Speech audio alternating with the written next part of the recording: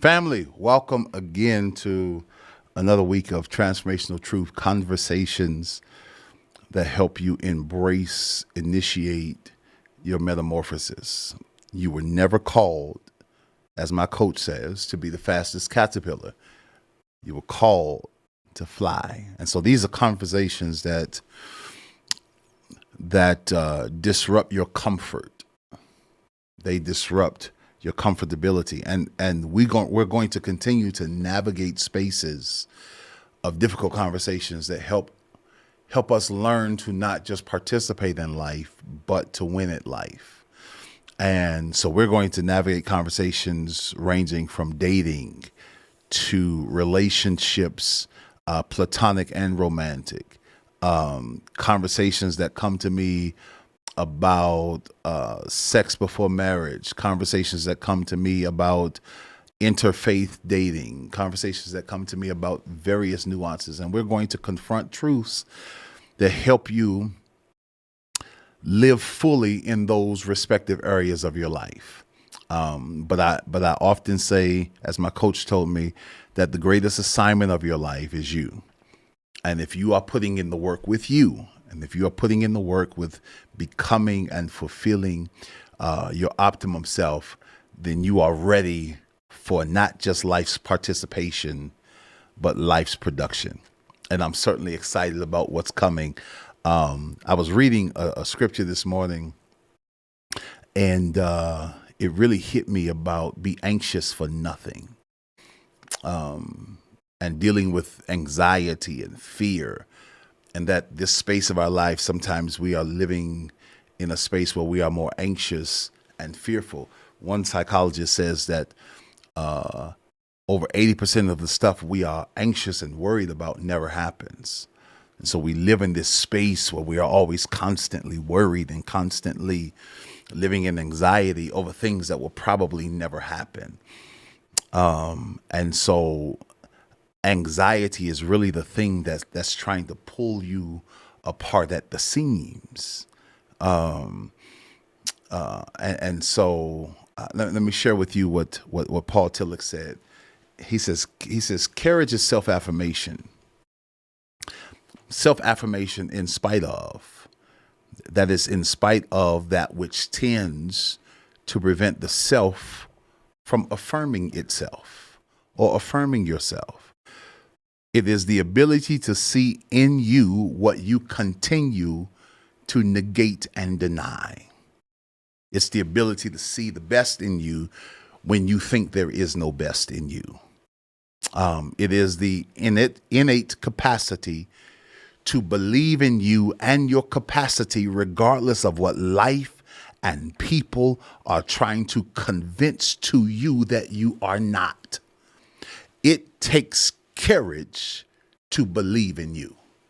That's what he said. He says, Tone, hey, I know Paul Tillich, and he ain't been alive in so many years, but it's like he was talking to me. He says, Tone, he says, you've got to get to the space where you believe in you and you have the courage to believe in you. Why? Because if you have the courage to believe in you, you'll stop waiting for stages and opportunities and create them. See, a lot of times people are waiting for stages and waiting for opportunities and waiting for people to put them on. And God is like, man, I've given you the capacity to put yourself on. He says, if you build it, they will come. That was the old commercial back in the day. If you build it, they will come. It's like Noah and the ark. How people think, and they read the story, that Noah was waiting on the rain. Noah wasn't waiting on the rain. The rain was waiting on Noah. If you fulfill your assignment, God will do his part. And God says, I'm preparing you to engage in a space where, hear me clearly, where you'll build something that's never been built for something that's never been seen. God gave Noah the assignment to build something he had never seen for something he had never experienced. They had never experienced rain, so why did they need a boat? And God says the assignment on your life is not to wait to ride in somebody else's boat, but I've got an ark assignment to build for you. He says, I've got an ark assignment for you. He says, watch this. And when you build your ark, I'll send the water. He says, if you believe in you enough to build your ark, I'll send the water. And many times, man, we get to a space where we think, I've got to wait for somebody to invite me. Invite yourself. Prepare yourself. Watch this, because I guarantee you, if you do the work of preparation, if you do the work of self-discipline, if you do the work of self-dialogue and having confrontational conversations with yourself, and prepare yourself and put out content that is effective, that is excellent, that inspires transformation, they will come looking for you. They'll come looking for you if you put out the kind of content and the kind of stuff that they're looking for. But you waiting on somebody else to bring you up. And God says, man, I've given you an ark anointing, and your reign is waiting on the final piece of wood in your ark. You ain't got to wait on nobody. You ain't got to run. You don't have to do anything. And many times we live in anxiety, trying to figure out what we're supposed to do. Jesus says, watch this. He says, cast your cares upon me. He says, because I care for you. And Paul said it this way, casting all cares. That word care, it comes from the word anxiety. And watch this. It means, watch this, to be drawn in different directions. He says, every care in your life is intentionally trying to tear you apart at the seams because it's trying to draw you in different directions. Anxiety and caring about things pertaining to life. He says, those things divide you as a person. Dividing and fracturing you into parts. It divides your mind. It divides your peace. It divides your joy. It divides your confidence. It divides your security. It divides your house. It divides your church. It divides your group. It divides everything concerning you. When you allow anxiety to run rampant in your life, it begins to divide you and tear you apart at the seams. That's why Paul says, be anxious for nothing. Why? Because when you are living in anxiety, it's literally tearing you apart. You can't focus. You can't pay attention. It breaks you down. He says, man, you've got to get to the space where you are confident, where you are certain that you are living in the space you were created and you were designed to live in. And you've got to stop allowing the cares, the inevitable cares of life, to tear you apart so that you can't focus on the life you're supposed to live. What's tearing you apart? What are you anxious about? What are you worried about? What are you unsure about? What are you insecure about? What are you suffering about? You've got to have those conversations with yourself. I answer these 4 questions every morning in my meditation. These 4 questions I answer every morning in my meditation. And I deal with them in my meditation because I'm relying on my spiritual foundation and connection to really bring me the answers. I ask myself, Tone, what am I fearing? What am I fearing? And I deal with the reality of my fears. I know the Bible says, oh man, God hasn't given you the spirit of fear. Just because God didn't give it to me doesn't mean I didn't attract it. Just because God didn't give it to me doesn't mean I have not engaged in it. So I have to ask myself, what am I fearing? What has me in my life fearing? And sometimes I fear me. Sometimes I fear, man, do I have enough to get the vision done? Do I have hard conversations with myself. It says, am I qualified enough to get this done? Do I have the character to get it done? Am I too flawed to be fruitful? I have those conversations. Like, I don't want to mess this up. And sometimes my greatest fear is the pieces of me that the church don't see. Like, and hear me, when you have pieces of you that are real, that the church does not see, you are fearful that those pieces will creep into a space that's supposed to be sanctified. Like, what happens if they really see my humanity? Can they really handle that pastor is human? Like, what happens when, can they really handle that pastor is not Superman? Pastor, can they really handle, can they handle the stuff they can't see? And this is why you don't let everybody see what they can't see, because everybody can't handle what they can't see. And so I have to have those conversations with God. Help me, God, in the spaces that nobody can see. Like, man, here's what's crazy. I never want my private proclivities and my private failures to ruin my public success. Fear. Like, yo, I'm afraid. And so those are conversations I have with God and myself. Like, all right, watch this. The better I become in private, the more efficient and accurate I become in public. Y'all tripping. Is this too real or too heavy of a conversation for people to really have? This is, I mean, Javon, is that too real, Javon? Is that, I mean, I don't work on the stuff you see, because the stuff you see, we can present it well. The stuff that I pray about is the stuff y'all don't see. The stuff that, that like may keep me up at night. The stuff that only God has the power to shift.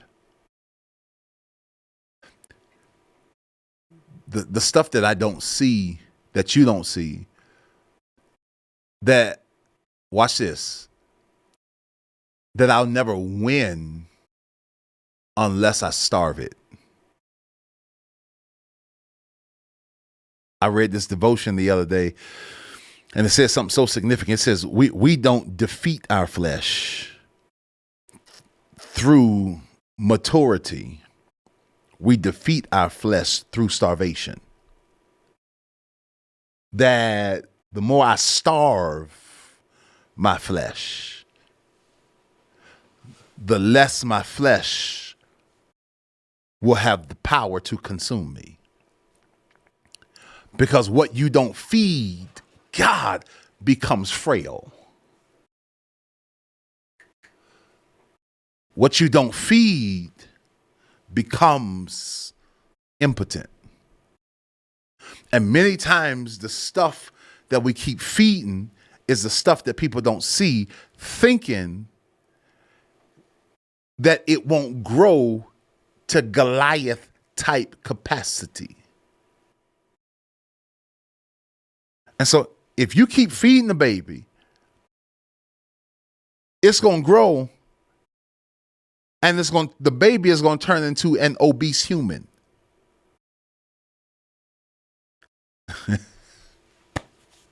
Does that make sense? Like, if you keep feeding your kid everything your kid wants as a child, then your child that you kept feeding is going to become an obese human. How long do you think you can hide your child from becoming an obese human if you keep feeding. It's just like our flesh. If you keep feeding that stuff, that, it's eventually going to grow and become something you cannot control. So I had to get to the space. So I had to get to the space where my greatest fear was the stuff that the church didn't see coming back to ruin me. Because we get to a space where we think because they don't see it, it won't affect us. But even if they don't see it, if you keep feeding it, it's going to grow to a capacity you can't hide it no longer. And so when I read that devotional, he says, man, you don't win the war over your flesh through maturity. You win the war over your flesh by starving what you have been feeding so it does not have the power through its frailty of starvation to overwhelm you. And so I deal with those questions every morning. God, what am I fearing?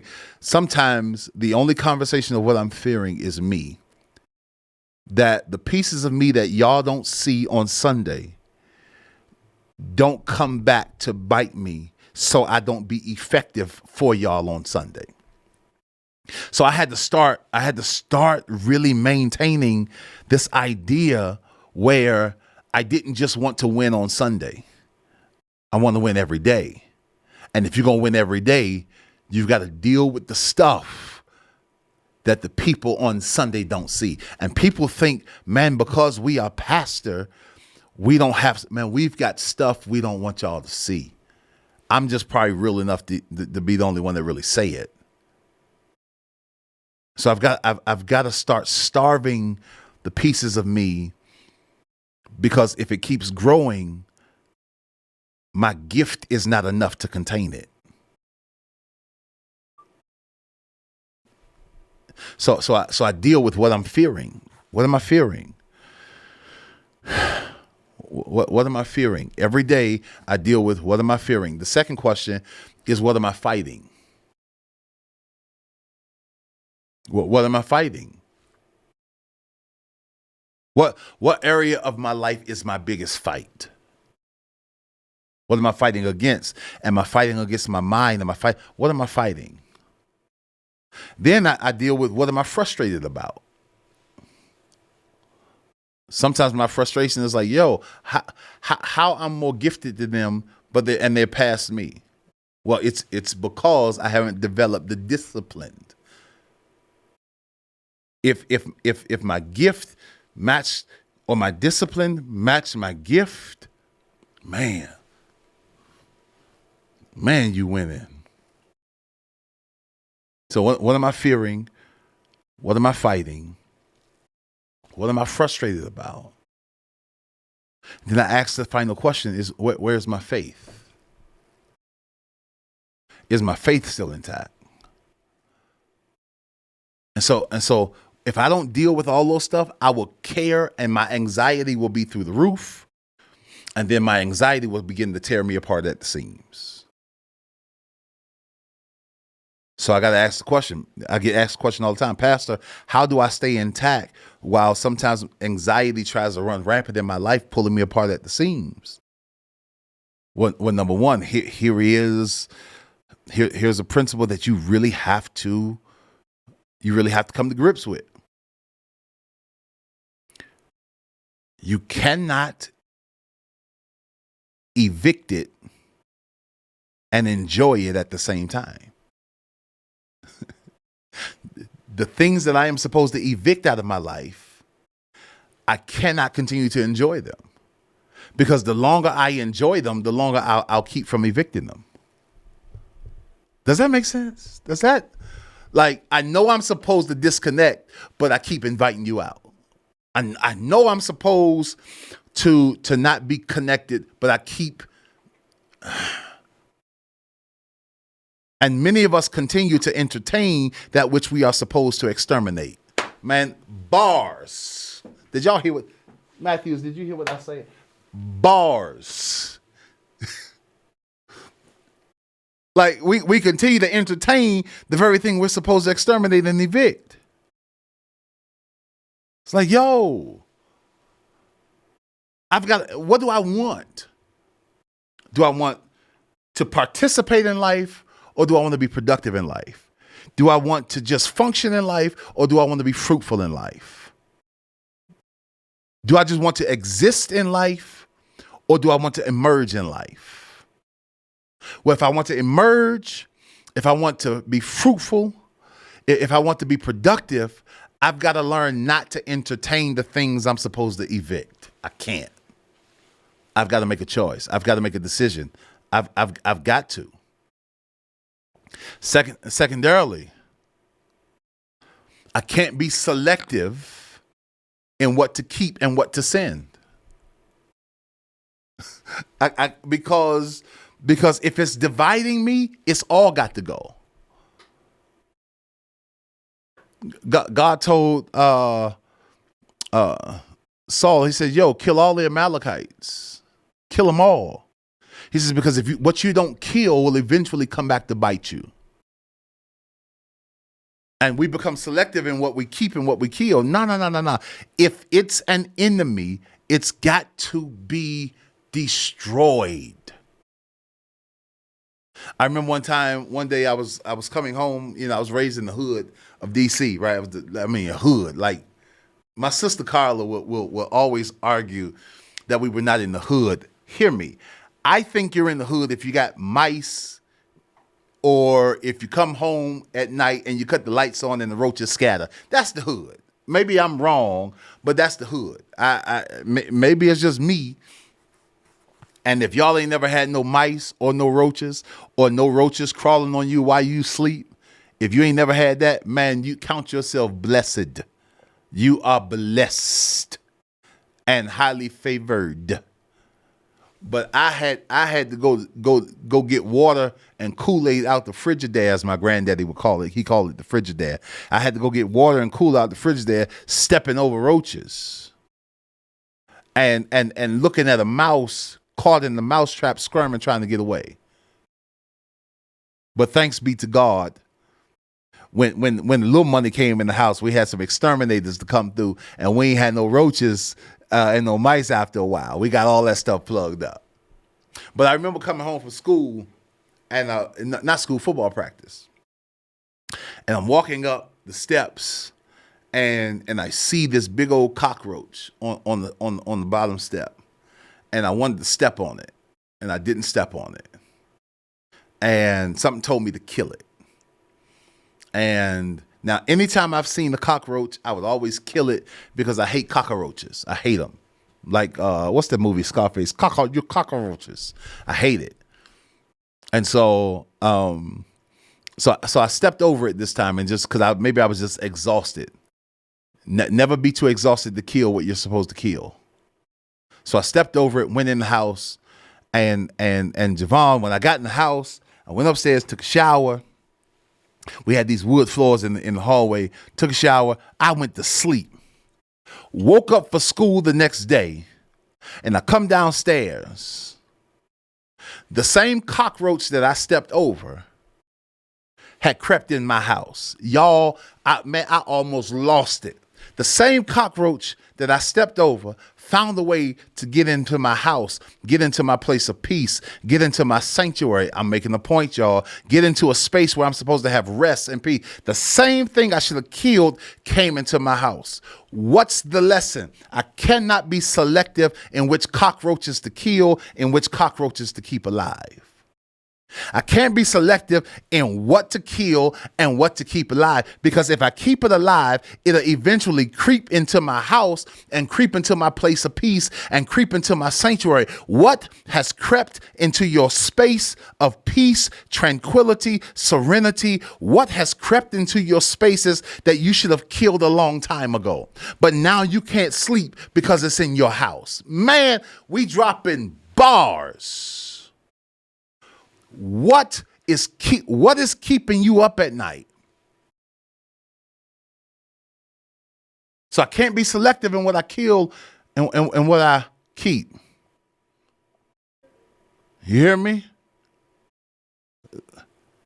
Lastly, your peace has got to be your personal priority. Because I cannot help you dump yours, or I cannot help you dump yours and still carry mine. And hear me, we are trying to make others the project and be other people's peace when we don't even have any of our own. He says, prioritize the necessity of you.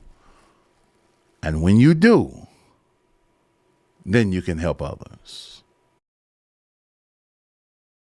Then you can become and live in the optimum capacity where anxiety, care, worries, concerns don't tear you apart, but you operate in total wholeness and functionality. Don't let it tear you apart at the seams. You can't evict it and enjoy it at the same time. You can't be selective in what you kill and what you keep.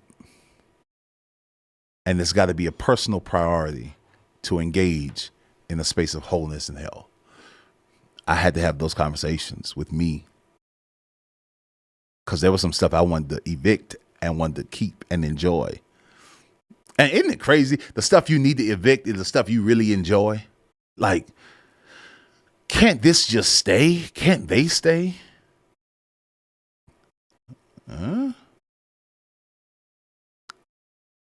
So you got to come to that space.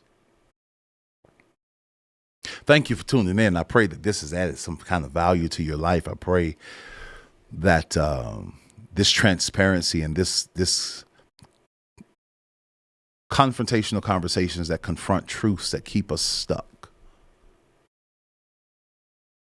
I pray that it helps you engage and initiate into the state of metamorphosis. I want to see you live your best life. I want to see you become and do everything God has called you to do. I want to see you not just participate in life. I want to see you be productive in life. I want to see you not just function at life. I want to see you fruitful at life. Okay? I want to see you emerge and not just exist. This has been Transformational Truth. Let me know if this has added any value. I only need you to do two things. Share it with somebody who needs to hear it. And then sow into it if you don't mind. Share it, and sow into it. Share it with at least 10 people who this will add value to. All right. And you can sow www.antoniomatthews.com. $ capital A, capital M, lowercase ATTHEWS, so Cash App, and Venmo, Antonio_Matthews. I promise you, everything you give will go into the production of this. Thank you for my team that has helped navigate this space, to my amazing producer and editor, Javon Manning, and to all of you who help engage my authenticity and allow me to pastor you at the Real Church. I love y'all. Now let's go and always engage in conversations that help us confront truths that keep us on the ground. Why? Because you were not created to be the fastest caterpillar, but you were created to live in the air. Come on, and let's do this together. Peace.